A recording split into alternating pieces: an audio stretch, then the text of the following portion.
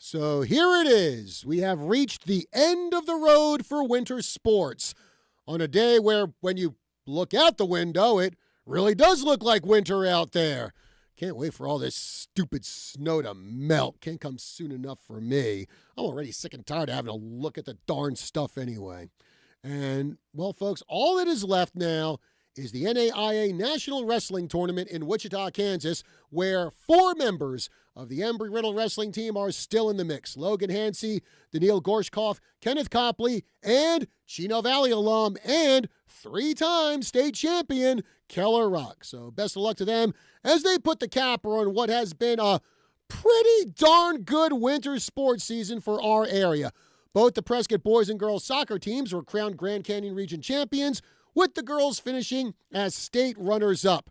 Bradshaw Mountain boys and girls basketball and boys soccer, they all qualified for the postseason. Bradshaw Mountain wrestling finished 12th out of 40 teams at the state tournament.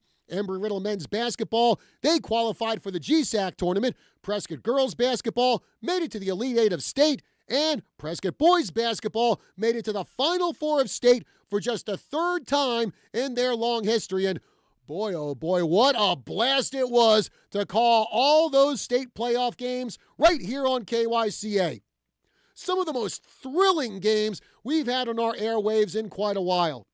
Prescott boys coming up short by just 2 points in overtime to Brophy Prep in the Open Division State Tournament before going on to the 4A Conference State Tournament, beating ALA Gilbert North in overtime to move on to the Final Four, then coming up just a bit short to St. Mary's, who, by the way, Thursday night down at the Veterans Memorial Coliseum in Phoenix, they topped Deer Valley 59-55 to win the state championship.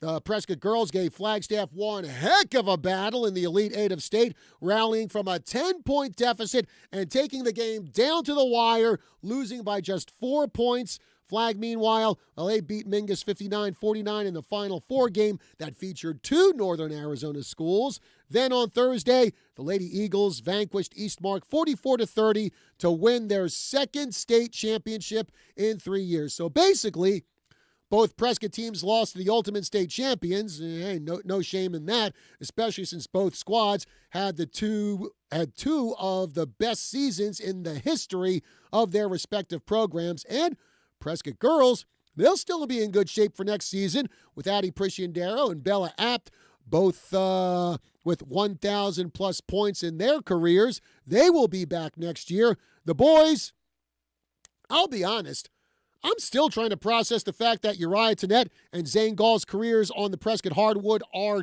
done.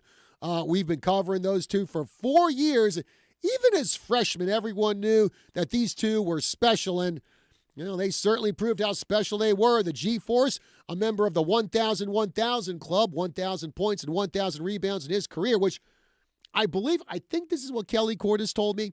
I think that's the first time that any Prescott basketball player has done that. Then you have Tenacious T, a 3-time Region Player of the Year, 2,700-plus points in his career, 7th all-time in the history of Arizona high school basketball in scoring. Excuse me. And then, of course, all those wicked awesome dunks that we got to see time and time again. And this is from a guy who, not even 6 foot, for crying out loud. So hard to believe we won't be seeing that again. At least we won't be seeing that at Prescott High School anymore. Uriah Tennett, he'll be moving on to UC San Diego. And then, of course, Zane, he'll be playing for Hawaii Pacific. Those 2 schools getting some very special players. And what does all this, what all this does is it sends a message to those involved in high school sports in Phoenix and Tucson. You do not have the monopoly on great athletes and great teams. We've got some outstanding athletes and teams right here in Northern Arizona. And guess what? We get to talk about all of them and all their accomplishments right here on KYCA on a daily basis. So glad to be able to do that. And hopefully this will put more eyes up here for winter sports or just sports in general for Northern Arizona. So after today, Well, we can fully concentrate on spring sports, track and field, tennis, golf, boys volleyball, softball, and baseball. I mean, heck, we're already well into spring training, where MLB is testing out its robot umpire system. And you know what? I'm going to tell you this. You know what? I hope it does get implemented for the regular season for Major League Baseball. Why do I say that? Because MLB is already a joke with the dumb new rules they came out with a couple of years ago and its obsession with analytics. So you know what? You might as well go all in making modern day Major League Baseball nothing but a video game IRL.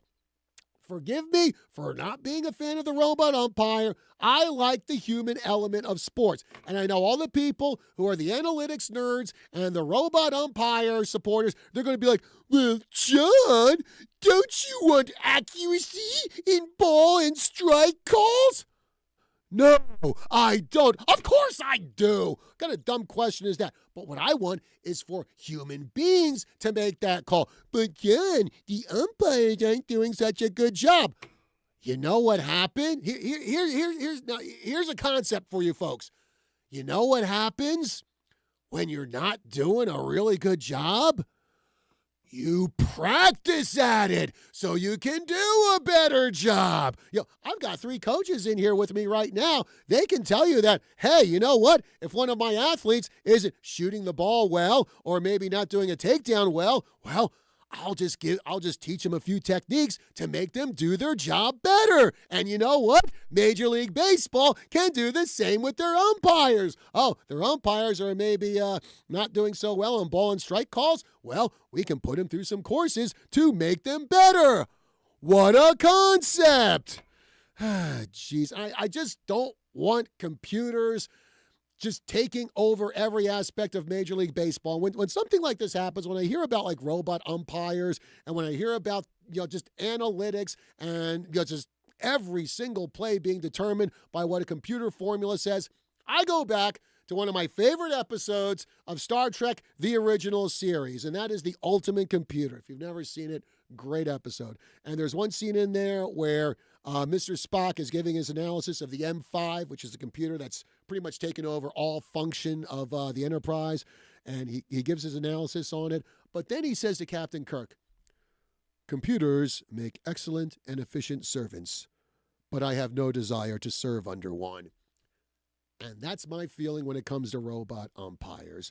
But you know what? Honestly, rant aside, I think I've kind of moved past my anger stage when it comes to all the stupid stuff going on in MLB. And now, you know what? Now, I just kind of want to sit back and watch in delight as MLB kneecaps itself, flushes decades of tradition down the toilet, keeps making changes to the point where the sport is unrecognizable, and alienates tons of longtime fans, basically following the same strategy that Star Wars, Star Trek, and Doctor Who have followed over the past decade, and maybe it'll just completely collapse, and then, from the ashes, we will get something better. A better version of Major League Baseball will rise from the ashes. And maybe one day the same thing will also happen with Star Wars, Star Trek, and Doctor Who. I can keep my fingers crossed for that. All right, folks, 928-541-1016, number to call here on the Tri-City Sports Roundup. As I said, I've got 3 coaches here with me today, 3 coaches from 3 teams who had some of their best seasons for our winter sports season up here. I've got Bud Nollett, the head coach of the Bradshaw Mountain Wrestling team. I've got Travis Stedman, head coach of the Prescott boys basketball team, and Jamie Johnson, coach of the Prescott girls basketball team. We'll be talking about their great seasons for their teams coming up on the other side of this break. We'll be back right after this.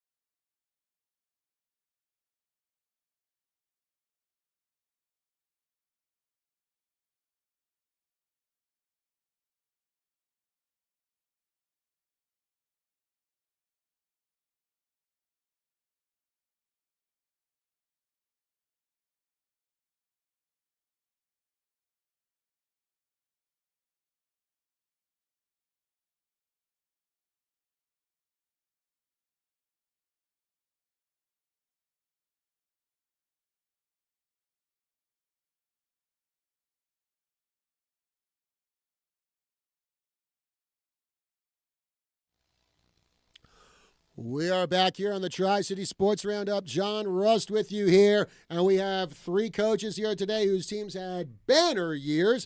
Got Bud Nolet from Bradshaw Mountain Wrestling, Travis Stedman from Prescott Boys Basketball, Jamie Johnson from Prescott Girls Basketball. Folks, thanks for being with us here on the show today. Thanks for having us. All right. So let's see, who should I start with? Well, since we're both decked out in red today, I'll go with Coach Nolan over here. So, Coach, it was another really great season for Bradshaw Mountain Wrestling.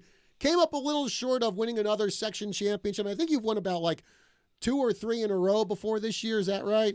Yeah, before this year, we won 3 out of 4 years. And, yeah, we fell a little short this year. We thought we had a good shot at winning it, but we had some injuries right at the end of the year. And, when it comes to sports, when you have injuries, that's what happens. Yeah. But again, even though you didn't win section, you still had 7 guys qualify for state. You did have 1 guy who was an individual section champion. I think that's someone you probably know quite well, some guy named Riley Nolet. Yeah. My son Riley, sophomore, section champion. We actually had a few guys in the finals at sectionals that came up a little short. But, 7 guys qualified for state. 7 state qualifiers is always a good season. And usually when you have that kind of numbers, you can, squeak out a championship. But, we fell a little short. We still had a great season and super proud of the guys. And, of course, Travis, well, I mean, what more can be said about Prescott boys basketball? I mean, for the 3rd time in your history, you reached the Final Four. And, I mean, yeah, everyone, looks at the job that Uriah Tannett, Zane Gall did. But then you get past them and you look at some of the other guys you had on your team. I mean, Cooper Magnet, I think this was kind of a career season for him. Then, of course, Josiah Peoples, just being Josiah Peoples. And I think anyone who knows Josiah knows what I mean by that statement.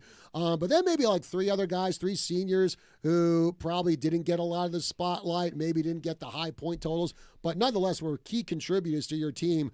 You had Tommy Richardson, Sebastian Vanderplug, who I think this is like their first year on varsity, and then Coley Fundalevich, one of those guys who he may not score a lot, but there's a lot of other things he does, kind of like the behind-the-scenes stuff that help you guys win games. Oh, yeah, for sure. We were really senior-driven this year, and, I mean, everybody knows the names of Zane and Uriah, and even Cooper. I mean, Cooper's been on the varsity team for 3 years, but, yeah, he had a career year, too. I mean, every counting stat, I think, took at least a 10% boost across the board for Cooper. He shot the ball better this year. In fact, he was second on the team in blocks, which is pretty impressive coming from his position.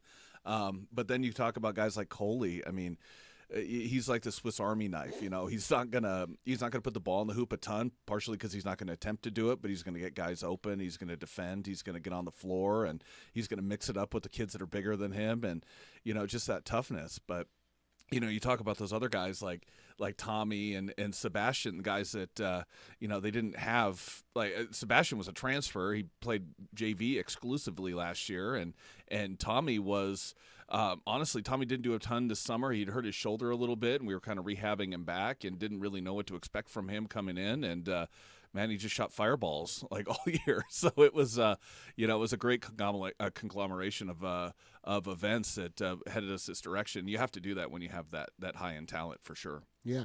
And then Coach Johnson, a little bit in the same boat with Prescott girls basketball because, a lot of our listeners, a lot of people out there, they know the accomplishments of Bella Apt, Addie Prisciandero. Addie, I think for the 2nd year in a row, Region Offensive Player of the Year. Bella, Overall Player of the Year. Both of them hit the 1,000-point plateau for their careers. But then you kind of go down the roster and you see other players who, kind of like the ones I mentioned with Travis. They may not score a ton, but they do a lot of other things. Lily James, I think it was in the Agua Fria game, Lily probably snagged about, by my count, maybe 7 or 8 steals.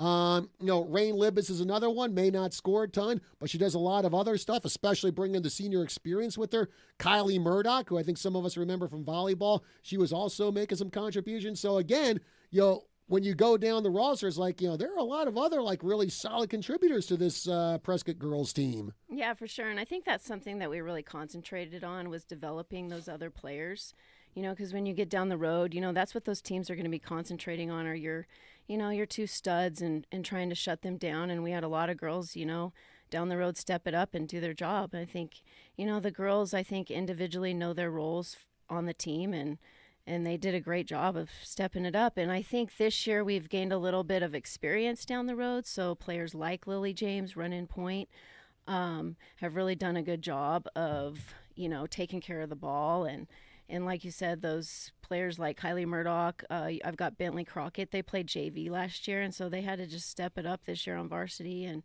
I think as a whole, we've really come a long ways. And I mentioned this to you on the morning report interview I did with you, which aired yesterday here on KYCA. And if you missed that, you can just go to kyca.info, click our archives, and go to morning report. But talking about Rain, and as I said, Rain Libis, not someone who scored a whole bunch until last Saturday when you took on Flagstaff, and she knocked down about 2 or 3 points. Had about 15 points in that game, and what a great capper for her basketball career since she is a senior. So when you were watching Rain sink all those baskets there against Flagstaff, were you a little surprised or what? No, I wasn't surprised. I mean, Rain's had to take on different roles. She's been on varsity since she was a freshman. She's had to play underneath the basket. She's had to come out and shoot threes. She knows what she needs to do, and I think, it was her senior year, and I think she was like, this is it. I got to do what I can do, and she did it. She really stepped up, did a great job. Mm-hmm. Now, Coach Nolet, kind of talking about wrestlers again. Going back to last year, some of the names a lot of our folks remember, like Logan Dart, Carlos Villarreal, Trevor Foshi. I think there are a lot of expectations for those guys. In fact, when you look at state, Riley finished 4th, Carlos Villarreal finished 3rd. But were there maybe a couple of wrestlers who, at the beginning of the season, you maybe weren't sure what they were going to do, and then by the end of the season, they're like, wow, these are like some of our best guys out there. Yeah, definitely. So one of our state qualifiers, Gage Benjamin, he came out of the shadows and he qualified for state this year. He ended up 3rd at sectionals, and I think a lot of people overlooked him. So anytime you have that situation, that's always nice. You mentioned Trevor Foshi, Logan Dart. Those guys were seniors. They've all been to state before in the past. So I know a lot of people, were watching them, but they stepped it up and, qualified for state. They didn't quite get on the podium this year, and that's always a disappointment. But along the way, they scored a lot of team points. They helped us win a lot of duels, and I think all those guys placed first throughout the year in individual tournaments. But I'm trying to think of else besides Gage. Well, I know another one that I think maybe our listeners may not be too familiar with until this year is Jax Harsey. Oh, yeah. Jax Harsey, who actually finished 5th in state, and I'm not sure if this was his first year competing in state. Well, actually, he finished 4th last year as a junior. He just had a tough weight class this year. He actually was behind Carlos in the lineup, so he bumped up a weight class. And if anyone knows anything with wrestling, when you go up a weight class, it's definitely more challenging. But he stepped it up and he finished 5th again this year at state. But he actually started wrestling a little later in life than other people. But when he got to the high school level, that's when he first started, and 2-time state placer. And he just had a tough weight class this year, and so he finished 4th his junior year, and then came back and to finish 5th as a senior in a weight class up above. It was still a lot, and he was one of our better guys. Again, he scored a lot of team points. His younger brother Tad Harsey, he'll be coming back next year, and it shows a lot of promise. So good kids. Yeah, and then Travis.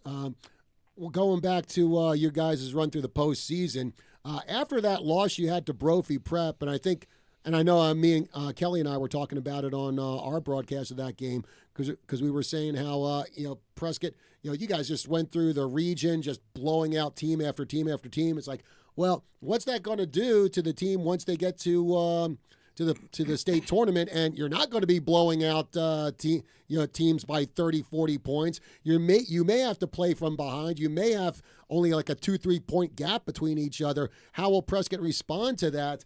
Again, you only lost to Brophy Prep by 2 points, but how much do you feel that Brophy Prep game really got Prescott ready for what lay ahead of them in the 4A conference state tournament? It was a good punch in the face. I mean, I wouldn't say complacency was an issue because we definitely weren't complacent, especially during region play. I mean, our season was really front loaded. I mean, the first third of our season, we played a couple nationally ranked teams. We played, I think, the top four. Outside of us, top 4 or 5 teams in the state in the first 4 games of the season, and then after that, it kind of tapered off after Christmas. But I don't think complacency was the issue, but it definitely punches in the face.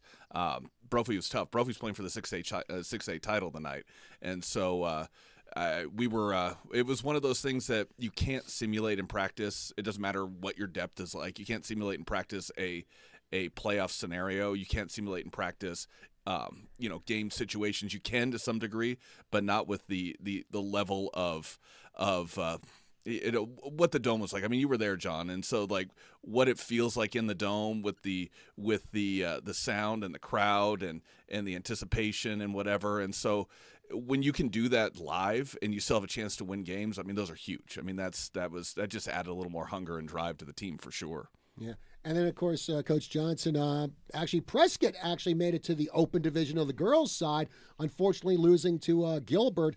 But do you think there were any lessons learned in that loss to Gilbert that helped Prescott once they got to the 4A conference tournament? Oh, for sure. Like you talked about, the level of our schedule and the competition. Our last game was against Mojave, and that's not a very competitive game. So I was really glad to have that open game because we got to see that pressure, the ball pressure, those high elite athletes, and so it prepared us to get ready to come back into the 4A championship. So I think it was a great opportunity. In fact, it was one of our goals just for that reason. Okay. Well, folks, on the show with me today, I have Bud Nolan, head coach of the Bradshaw Mountain Wrestling Team, Travis Stedman, head coach of the Prescott Boys Basketball Team, and Jamie Johnson, head coach of the Prescott Girls Basketball Team. All 3 of their teams had tremendous seasons this winter. We'll be talking to them a little more on the other side of the break. But before we do go to break, yes, it's time to see who shined over the past 7 days as we present the Tri-City Sports Roundup 3 Stars of the Week. Starting with the ladies, our number 3 star is Tamarin Tucker of the Yavapai College softball team. She drove in 5 runs in the Lady Riders' 11-7 triumph over Central Arizona last Friday. The number 2 star is Vanessa Brink of the Embry-Riddle softball team. She was the winning pitcher with 9 strikeouts in the Lady Eagles' 7-4 victory over Concordia Monday. Then, Brink was named the GSAC Pitcher of the Week. And our number 1 star of the week is Cody Statler of the Bradshaw Mountain softball team. She threw a no-hitter, striking out 10, and at the plate smacked 3 home runs and drove in 7 runs in the Lady Bears' 23-0 rout of Peoria Tuesday. Now for the guys, our number 3 star is Justin Sherrington of the Yavapai College baseball team. He had a home run and 4 RBIs in the Rough Riders' 14-13 loss to South Mountain Wednesday. The number 2 star is Uriah Tannett of the Prescott basketball team. He notched 38 points in the Badgers' 54-48 overtime win over ALA Gilbert North in the Elite 8 of state last Friday. And our number 1 star of the week is Treg Auten of the Yavapai College baseball team. He threw a no-hitter in the Rough Riders' 4-0 win over Eastern Arizona last Friday, and that is Auten's 2nd no-hitter of the season. And I wonder if anyone over at Yavapai College knows if any baseball player in that team's history has ever thrown 2 no-hitters in a season. Well, maybe we'll find out one day. All right, folks, break time here on the Tri-City Sports Roundup. We'll be back with more right after this.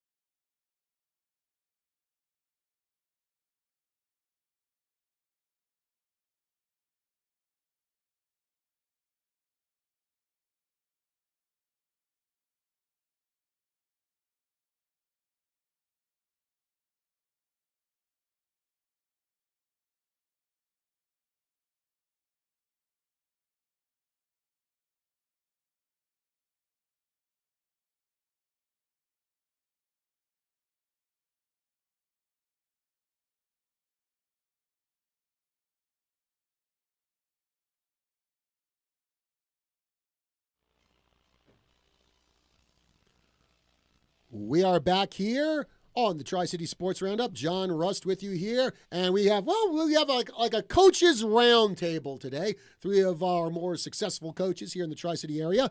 Got Bud Nolet from the Bradshaw Mountain Wrestling team. I got Travis Stedman from the Prescott boys basketball team, and Jamie Johnson from the Prescott girls basketball team, talking about the terrific seasons that their squads have had.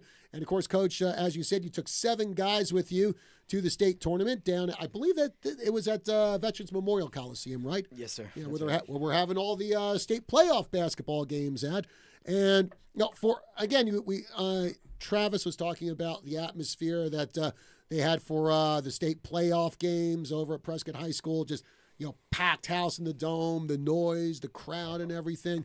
For guys from Bradshaw who that was their first time at the state tournament, and there they are in the Veterans Memorial Coliseum, which I imagine was also pretty packed too. Because I remember when we had the state wrestling tournaments up here at, back then it was the Tim's Toyota Center, and that place was just overflowing. I'm sure no different at Veterans Memorial. What are some of the things you say to those guys? This is their first time in an atmosphere like that, and they have to go out there and wrestle at the state meet. Yeah, we're definitely used to that, and we see that a lot, especially for guys when it's their first year. At the big show, at that Veterans Memorial Coliseum, they could fit 10 mats on the floor, and the way the AIA does it, there's all 4 divisions in wrestling. So it's every level, every school. So we basically just try to convince them it's just get out there and wrestle 1 match at a time. It's easier said than done. Mm-hmm. We tell these guys it's just like getting out there like any other match or tournament that they've been through all year. One of the things we do is we try to take them to other big tournaments throughout the year. The Mile High Challenge at the Finley Toyota Center. Same thing. That's actually as hard or maybe harder than state. But it's definitely a different vibe, a different feeling when you get to that state level. When you get out there and, there's thousands of people there and 10 mats on the floor. And it's definitely, intimidating. So even as coaches, we try to get them to stay relaxed, stay calm and confident. It's when you get out there, it's tough. It's not easy. It's always nice when you have guys who get to that level as freshmen or sophomore. So they get used to it. So by the time they're juniors and seniors, they've been there before. They can handle it a little bit more. But yeah, it's definitely intimidating. Yeah. And you mentioned the Mile High Open over at Finley Toyota Center. Those are some of the other weekend tournaments that you have throughout the season. And I think the thing that makes those big tournaments you go to really good preparation for the state meet is it's not just you're facing teams within your own division. It's like all the divisions there are represented. Some of the ones that are lower than Bradshaw, some of the ones that are higher than Bradshaw, and I can only imagine how much that kind of competition gets your guys ready for what could lie ahead at state. Yeah, that's absolutely true. When you get to some of those bigger tournaments, it's funny because you'll have 2 or 3 state champions just in one weight class, from different divisions, which is always, as a spectator, it's always fun to watch when you have maybe a state champion from D1 wrestling a state champion from D3, and you get to see how they line up, and bragging rights to see which division is tougher. And I know Sunnyside didn't come to that tournament this year, but in the past they've come, and it's always good for guys to line up with them. And Sunnyside's always state champs at D1, so. But yeah, those tournaments are fun just for that reason, because you'll have tough teams from Division 4, and a lot of people think, they're a smaller division, I got this guy, and all of a sudden those Division 4 teams are as tough or even tougher than the Division 1 teams. So, but yeah, it's good preparation. It's good for the guys to face those guys and get that experience. And going into state, they have that behind them, and usually that helps them at that state level. Yeah. And well, speaking of tournaments, of course, Travis, you had Prescott head out to one in California, a huge one out there this year, where actually the Badgers performed pretty well. But I know going over a lot of the social media posts from Instagram and Twitter, I mean, the level of coverage that tournament had out there in California, it's almost what you'd see, like, say, at the college D1 level or even at the NBA, where it's just constant media and so many great teams out there. In fact, of course, there was the classic battle between Prescott and Chatsworth going into overtime. Uriah getting 54 points in that one, and Gilbert Arenas' son coming up with 56. Talk about a game which, if there was one game I would really love to have done play-by-play for this year, forget about like the postseason. I would have loved to have been behind the mic for that game because that would have been a blast to call. Yeah, it was quite the experience, quite the atmosphere. Imagine the gym was probably about the size of Bradshaw's gym, maybe a little bit smaller. And it started off like a normal tournament game where there was a handful of people, and Arenas' kid, he brings a lot of media, he brings a lot of attention, and so there was a lot of that there. And then the game got really good, and all of a sudden it's standing room only by the end of the game, and people were kind of migrating over. But it was quite the experience. I mean, Gilbert Arenas was standing next to me, and like we were, chewing up back and forth throughout the game. So, but yeah, I mean that tournament's been going on for 70 years, and they treat it as such. I mean, it's about as top notch as it gets. I mean, even down to the coach's tent that had food, it was all high level catered, and I mean everything was top shelf. So they know what they're doing over there. And honestly, the experience is second to none. I mean, the talent that we got to compete against, those teams are all from all over the country. We played a lot of California teams, but they're from all over the country, and they're all in their open or in their state final. And so just like I said earlier, you can't duplicate that stuff. Yeah. And of course, when it comes to tournaments, well, Coach Johnson, you organize your own tournament over at Prescott for several years. We've had the Lady Badger Winter Classic, and that's a tournament that has attracted some of the really top quality teams from around the country. And again, I am only imagine that helps your girls get better when you're facing teams not just in 4A but 5A and 6A. Yeah, for sure. When I go to invite these teams, I don't really look at it as like, well, let's invite who we can beat. I look at let's invite who's going to make us better and down the road. And so it's become a big tournament in the state, and it's prepared us. And same thing when I'm looking to go to another tournament. I'm just looking to get us better. And 5 of our 8 losses this year came from Gilbert. They're playing for the 6A state title today. Kellis played last night for the 5A state title. They lost by 4. And then, of course, Flag. So, we're just looking to get these tough games with these tough athletes, that can to make us better so that we can be one of the elite teams. Okay. And, of course, well, all 3 of your seasons have come to an end. So now we got to look ahead to next season. And Coach Nolet, I think you said you had, about 7, 8 seniors on your squad this year? Yes. We graduated 7 seniors at the end of the season, which is a lot.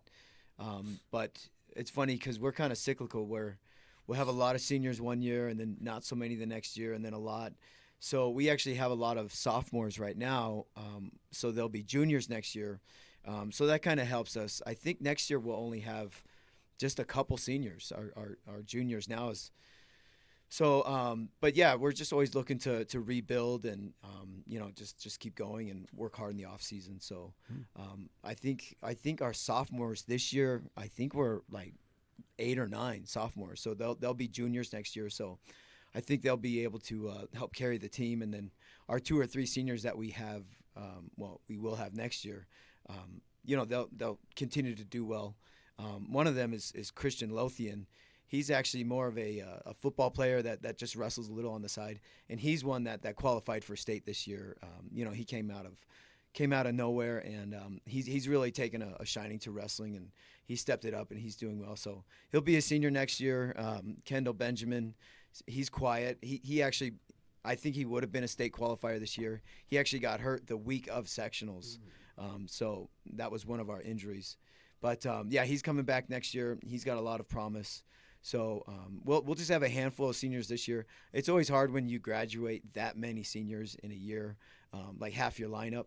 But we just continue to look to rebuild and keep moving ahead. Well, speaking of rebuilding, now I'm looking at you, Travis.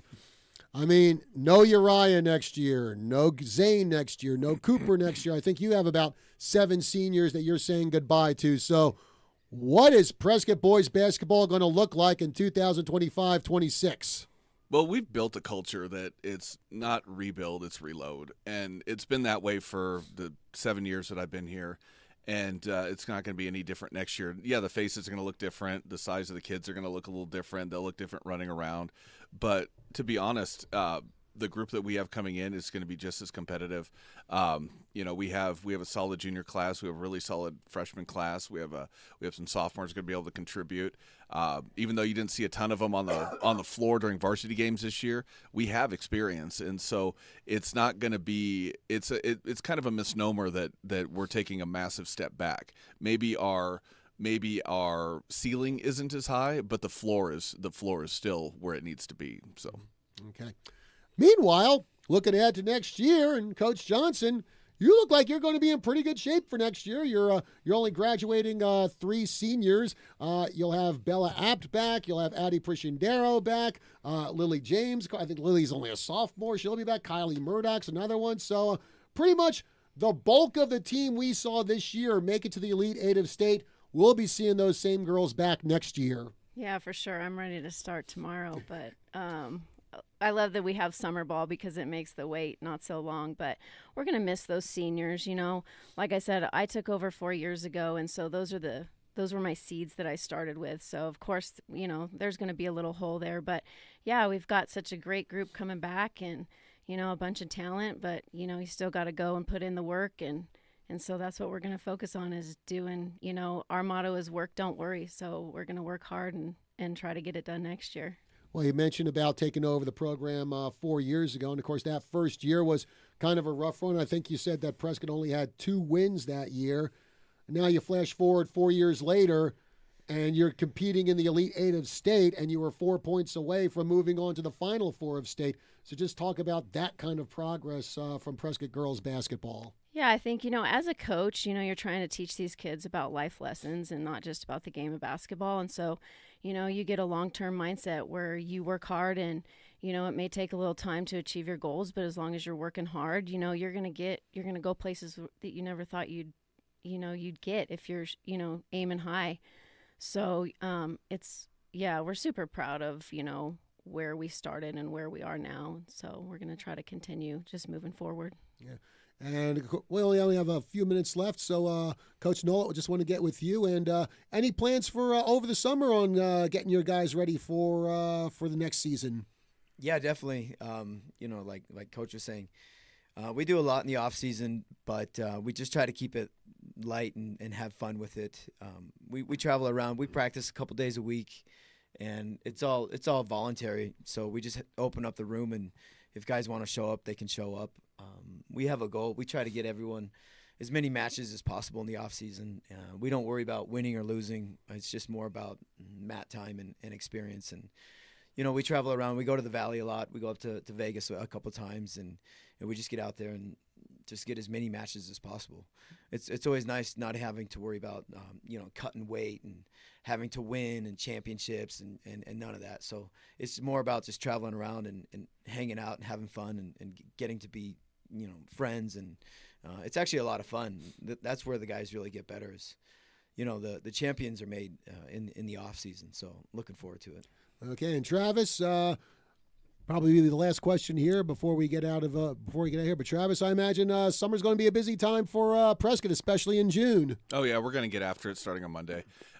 We'll be back in the gym. June's always June swoon. We just go hoop, and it's tournament after tournament, and skill development after skill development, and we're just building the next crew coming in. So. Yeah. And Coach Johnson, I guess the same thing for you. Especially, I think it's that Section 7 tournament that takes place over the summer. I imagine both Prescott boys and girls will be involved in that, right? Yeah, hopefully that's a great experience. High level basketball. Mm-hmm. Yeah, that's the one where they have it at State Farm Stadium, and they're like, what about 40, 50 courts down there, or whatever insane number it is, huh? Yeah. It's fun. Yeah. I know the girls really hope they get invited back because it's a great experience. All right.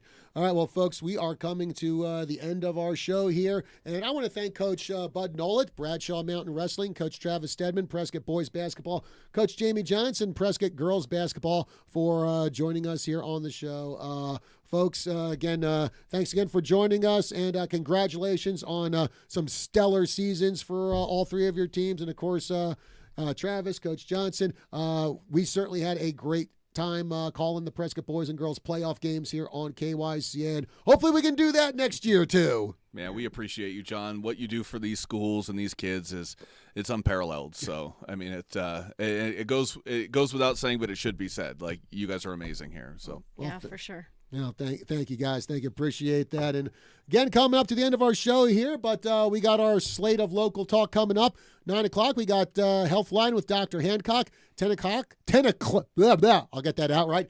10 o'clock, it's AZ drive time. And then at 11, we have Eye on Prescott, all right here on KYCA. And, of course, if you want to check out the latest news and sports from around the Tri-City area, head on over to kyca.info and click on the news link. That'll do it for our show for today, folks. Thank you very much for joining us. I'll see you again next week.